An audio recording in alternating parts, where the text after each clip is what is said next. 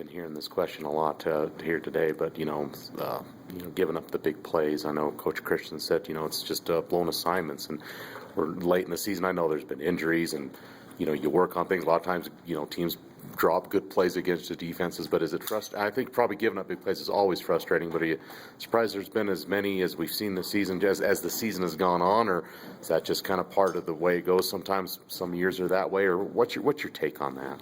Well, it's certainly a focus for us, and we talk about it every week, and we try to put guys in position to make plays in practice.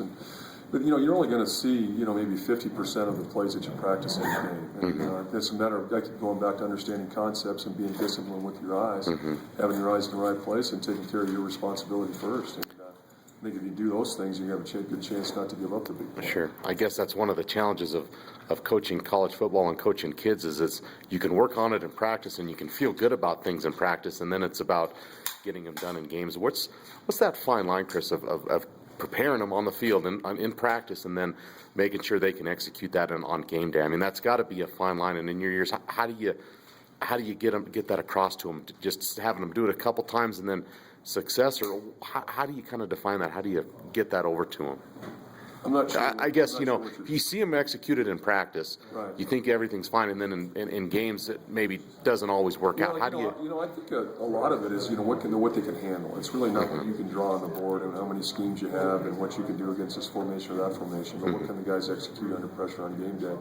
And then I think there's it's a shared responsibility. Guys have got to know the concepts of the defense. We're not doing anything too complicated. Have their eyes in the right place and just be focused 100% of the time. Sure. And, I think a lot of it is focus. When you get the focus down and you get your eyes right and you take care of your assignment first, then you see fewer big plays. Do you like where those areas are at with this team right now? Again, I know you've dealt with some injuries and moving personnel around, but do you like where the focus is and what they can handle at this point? Are you pleased with that, or do you think maybe you'd be able to throw a little bit more at them at this point? Well, we had a lot more in, and we've kind of pared it back a little bit just to try to help the guys be successful on game day. But I think that we've done some good things. I think we won 2 weeks in a row. We made some plays that I think were key in the game last week. Had some stops, and we're good in the red zone, and we're good on third down. And now it's just a matter of cleaning up 4 or 5 plays that make the difference between being really excited about the way you played and understanding that, hey, this isn't good enough and we got to get better. Right. So, that's where we are. Sure. It's 4 or 5 plays a game. You go out and play 80 plays, and you say, if we have these 4 or 5 plays back, it's a great game, but you can't take them back. So it's a matter of being 100% focused on every play. You got another formidable run team in UNLV. Is this more of a downhill, kind of more physical, take it, go at you type run game? I don't imagine it's another option offense, but how would you kind of define their offense and their run game? Yeah, they're no question. They're a power running football team. They get into 2 backs and they run the ball right at you, and they challenge you that way.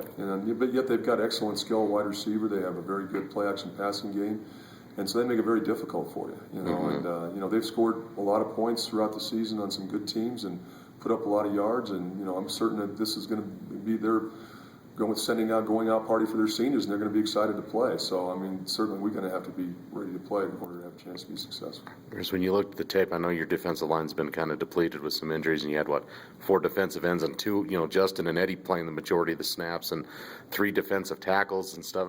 You got the win. How did you think they held up when you went back and looked at tape? That's pretty daunting for any line to get that many snaps in a game. Well, that's the way we are at every position. It's not just the defensive line; it's the secondary, it's the linebackers, and it's special teams. I think you're seeing a lot of the same guys playing 80 to 100 snaps a game, and it's that time of year. And I thought overall, especially up front, our defensive line did a great job. They were rotating through 6 guys for 4 spots basically, and I thought they competed hard throughout the whole game.